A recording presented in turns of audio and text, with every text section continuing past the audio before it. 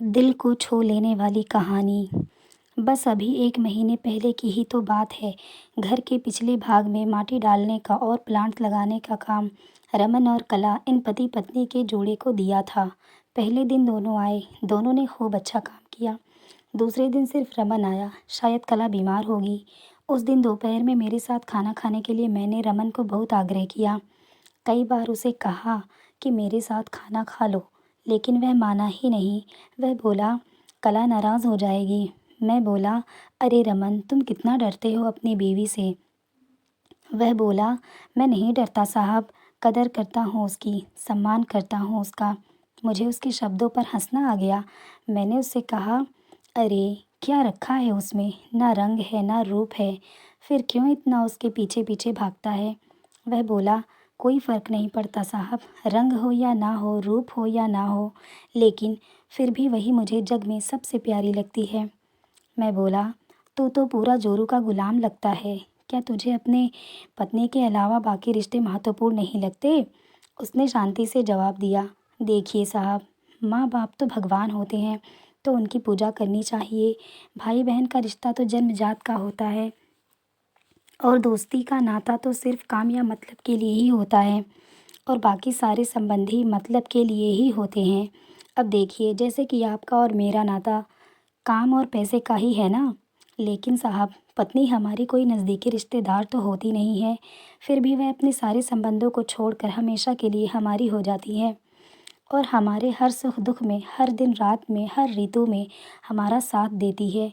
आप मानो या ना मानो, पत्नी सिर्फ एक रिश्ता नहीं है, वो कई रिश्तों का भंडार है। जब वह हमारी इच्छा पूरी करती है, हमारी देखभाल करती है, तब वह किसी माँ की भूमिका निभा रही होती है।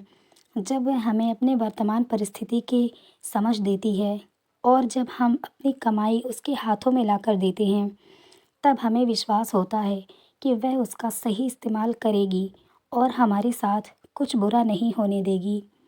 तब वह बाप की भूमिका निभा रही होती है, जब हमारे बारे में चिंतित होती है, और जब वह हमें हमारी गलतियों को बताकर उसे सुधारने का मौका देती है। तब वह किसी बहन की भूमिका निभा रही होती है, जब वह हमें अपनी नई नई इच्छाएं बताती है, हमसे किसी चीज़ की मांग करती है, नखरे करती है, रूठती है, ज़िद करती है।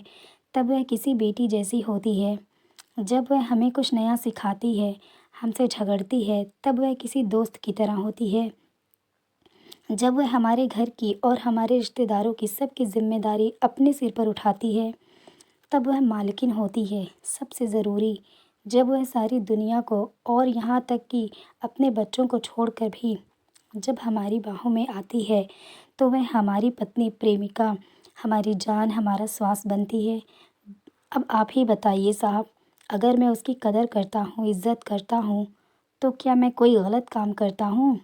और वैसे भी पत्नी सिर्फ अपने पति के लिए अपना घर छोड़कर अनजाने घर आती है, और बाकी के रिश्ते तो परिस्थिति के हिसाब से निभा जाती है। देखिए साहब, मैं ज़्यादा पढ़ा लिखा तो नहीं हूँ, लेकिन ज़िंदगी ने मुझे इतना ज़रूर सिखाया है कि रिश्तों का मतलब एक दूसरे की कमियों को पूरा करना होता है। नहीं तो अगर आप बिना कमियों वाले किसी इंसान को ढूंढने बैठोगे, तो ज़िंदगी भर अकेले रह जाओगे। देखिए साहब, बीवी अगर धरती बनकर इतना बोझ उठा सकती है, अपनी तपस्या की अग्नि में तप सकती है, तो पति को भी शांत और उतना ही बड़ा विशाल आसमान की तरह बनना पड़ेगा, जो उसे समय समय पर प्यार की बारिश से भिगोता रहे। ठीक है साहब, बहुत देर हो गई है, मैं जाता हूँ, कहकर रमन वहाँ से जाने लगा, और मैं उसको पीछे से जाते हुए देखता रहा। आज इस छुटक मजदूरी करने वाले आम इंसान में मुझे बहुत बड़ा उपदेश देने वाला गुरु नज़र आ रहा था। उसकी वो बात कि पत्नी कैसी भी हो उसको मान देना, उसकी इज्जत करना, देखभाल करना हर विवाहित पुरुष का प्रथम कर्तव्य है, और ये गुरु ज्ञान मुझे जीवन भर याद रहा।